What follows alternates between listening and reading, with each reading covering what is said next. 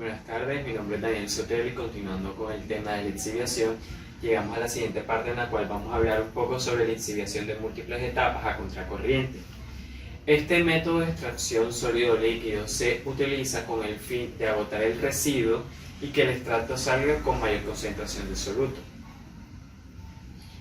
Al igual que la lixiviación de una sola etapa, se consideran 4 flujos o corrientes, donde F va a ser el flujo de alimentación, W el flujo del residuo, E va a ser el flujo del extracto y S va a ser el flujo del solvente.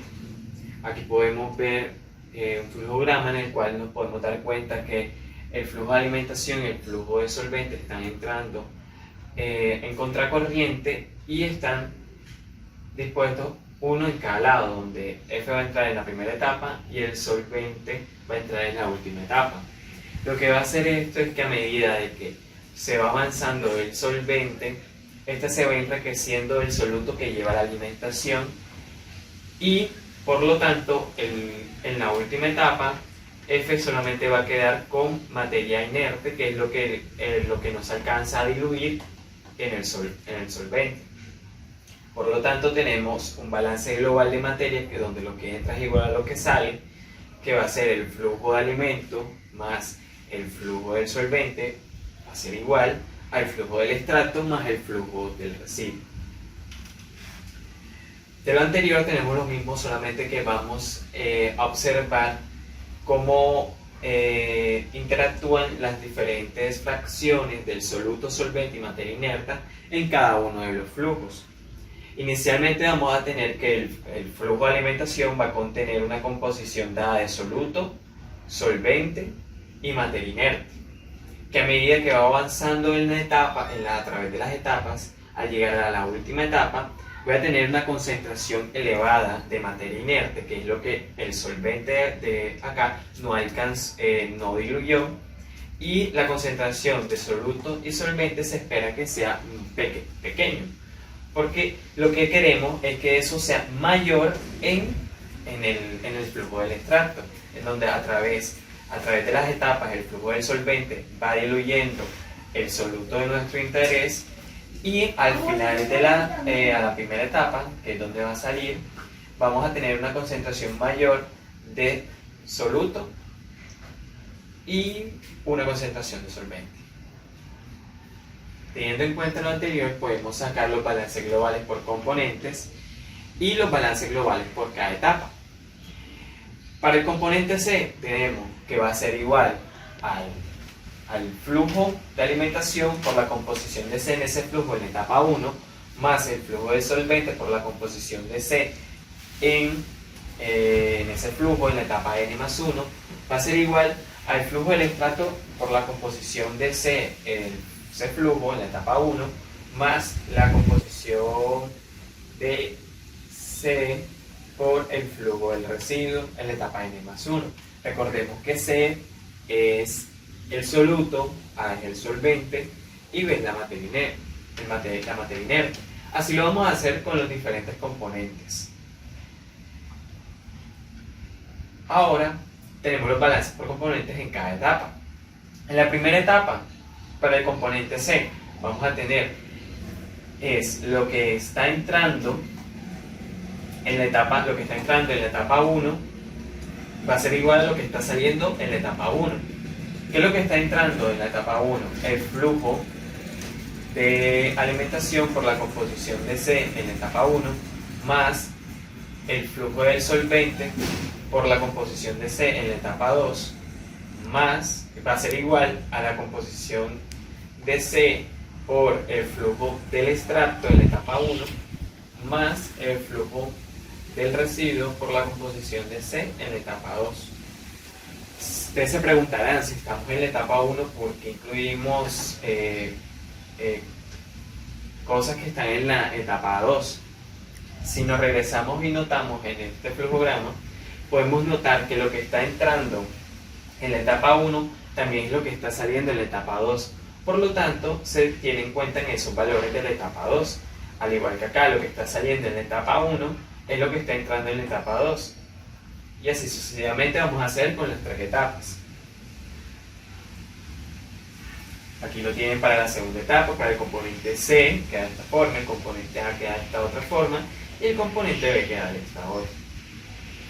Y en general para la etapa N va a ser, para el componente C va a ser de esta forma, el componente A de esta y el componente B con esta.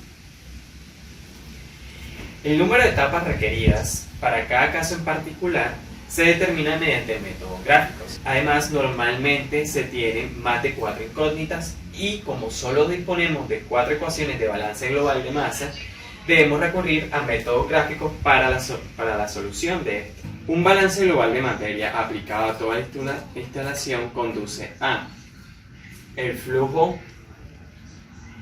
de alimentación más el flujo del solvente va a ser igual al flujo del extracto en la etapa 1 más el flujo del residuo en la etapa N, que en este caso nosotros tenemos el WN en la simbología. Eso va a ser igual a M. M es un punto hipotético de mezcla, el cual está situado sobre la recta Fs. Y si se emplea disolvente puro, su abscisa será de la siguiente forma. La concentración de M en el disolvente puro va a ser igual al flujo de alimentación por la composición de F sobre el flujo de alimentación más el flujo del solvente.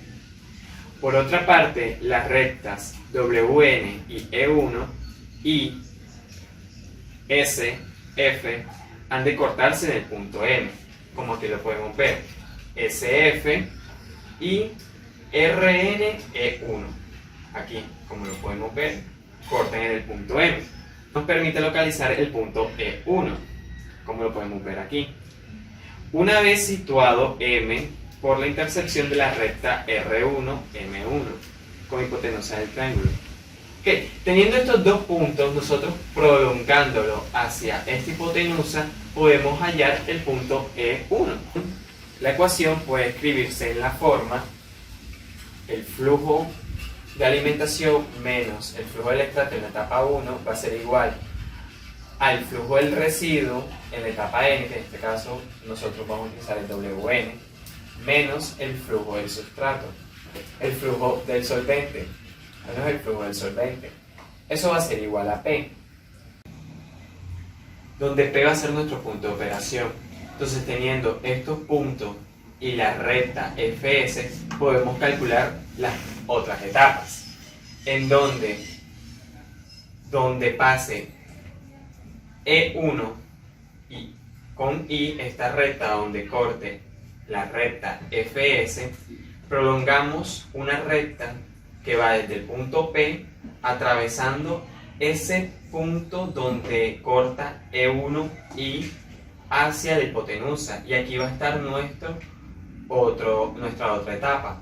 De la misma forma, teniendo esta, prolongamos una recta hacia el punto I y el punto donde corta en la recta Fs, vamos a prolongar otra recta desde el punto P donde corte en ese punto, y ese va a ser nuestra otra etapa, y así sucesivamente. Entonces, nosotros podemos calcular la relación disolvente-alimentación por medio de la regla de la palanca a los segmentos PEN y PE1, como lo podemos ver acá. Entonces, la relación del solvente con la alimentación va a ser igual a la recta de PWN, que va a ser PWN, esta recta de acá, por la recta FE1, que va a ser esta FE1, esta recta de acá, sobre PE1 es esta recta de acá, por SWN,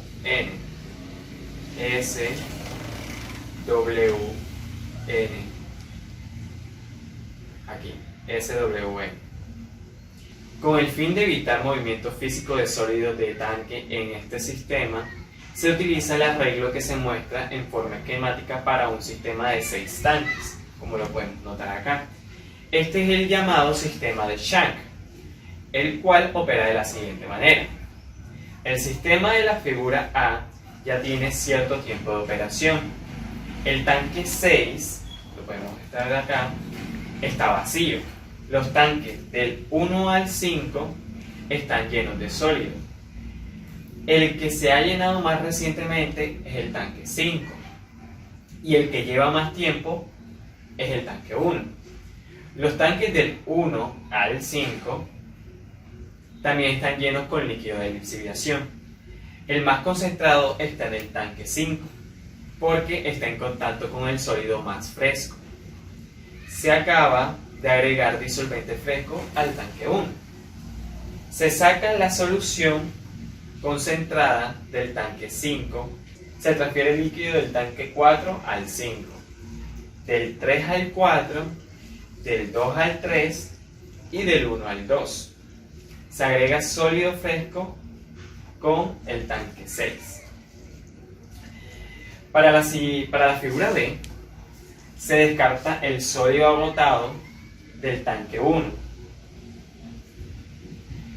Se transfiere el líquido del tanque 5 al 6, del tanque 5 al 6, del 4 al 5, del 3 al 4 y del 2 al 3. Se agrega el disolvente fresco en el tanque 2. Las condiciones son ahora idénticas a las iniciales en la figura A, excepto que los números de los tanques son mayores por una unidad. Se continúa la operación de la misma manera que antes. El esquema es idéntico a la simulación por lotes de una operación a contracorriente en varias etapas, después de que se ha ocurrido varios ciclos de esta forma. Las concentraciones de solución y el sólido se aproximan bastante a los valores obtenidos en una lixiviación real, continua y a contracorriente en varias etapas. Por supuesto, el sistema puede operarse en cualquier número de tanques. Por lo común se usan 6 a 16 tanques. No es necesario arreglarlos en un círculo, sino que es mejor colocarlos en una hilera llamada una batería de extracción. De esta manera, si se desea, se puede agregar en forma conveniente más tanques al sistema. Los tanques pueden colocarse a niveles progresivamente decrecientes, a fin de que el líquido pueda fluir de uno a otro por gravedad con un mínimo de bombeo. Y eso ha sido todo por hoy. Gracias, compañeros.